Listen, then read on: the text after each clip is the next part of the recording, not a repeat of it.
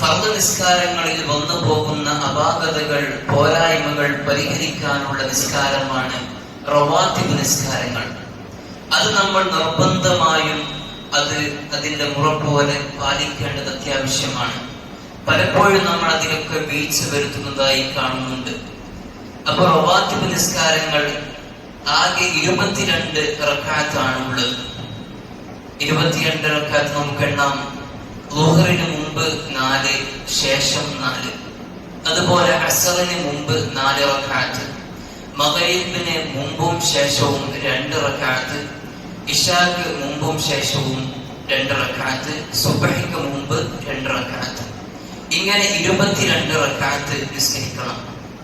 ഇത് കഴിയാത്തവർ മുഅക്കദായ സുന്നത്ത് നിസ്കാരം, റവാത്തിബിൽ തന്നെ 12 റക്അത്ത് മുഅക്കദാണ്.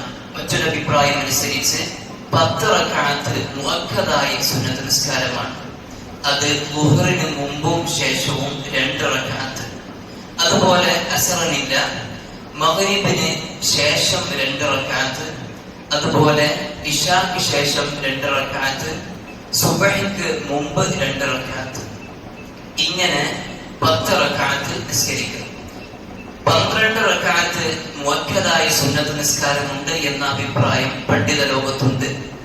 അതനുസരിച്ച് ളുഹറിന് മുമ്പ് 4 റക്അത്ത് മുഅക്കദായി നിസ്കരിക്കുക. ഈ നിസ്കാരങ്ങൾ നമ്മൾ നിർബന്ധമായും ഈ റമദാനൊക്കെ വരികയാണ്. അപ്പൊ റമദാനിലേക്ക് ഒരുക്കമായി ഇപ്പോൾ തന്നെ നമ്മൾ സൂക്ഷിച്ചു വരണം. അല്ലാഹു നമുക്ക് തൗഫീഖ് നൽകട്ടെ.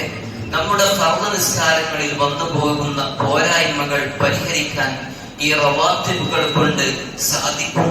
നമ്മെ സംബന്ധിച്ചിടത്തോളം നിസ്കാരങ്ങളൊന്നും പരിപൂർണമല്ല എന്ന് നമുക്കൊക്കെ അറിയാം. റൂഹു സ്വലാത്ത് എന്ന് പറയുന്നത് ഖുശൂഅാണ്. ഖുശൂ നമ്മുടെ നിസ്കാരത്തിൽ പലപ്പോഴും ഇല്ല.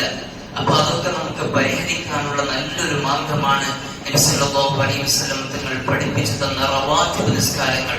അപ്പോ 22 നിസ്കരിക്കാൻ കഴിയാത്ത ആളുകൾ 12 റക്അത്തെങ്കിലും നിസ്കരിക്കണം. അല്ലാഹു നമുക്ക് തൗഫീഖ് നൽകി അനുഗ്രഹിക്കട്ടെ. ഇങ്ങനെ റവാത്തിബ് നിസ്കരിച്ചാൽ മുത്തനബി സല്ലല്ലാഹു അലൈഹി വസല്ലം തങ്ങൾ പറയുന്ന ഒരു ഹദീസിൽ കാണാം, ഫർദ് നിസ്കാരങ്ങൾക്ക് പുറമെ ആരെങ്കിലും 12 റക്അത്ത് റവാത്തിബ് നിസ്കരിച്ചാൽ അവനിക്ക് അല്ലാഹു തആല ബനല്ലാഹു ലഹു ബൈതൻ ഫിൽ ജന്ന, സ്വർഗ്ഗത്തിൽ അല്ലാഹു അവന് കൊട്ടാരം പണിയുമെന്ന് മുഹമ്മദ് മുസ്തഫ സല്ലല്ലാഹു അലൈഹി വസല്ലം.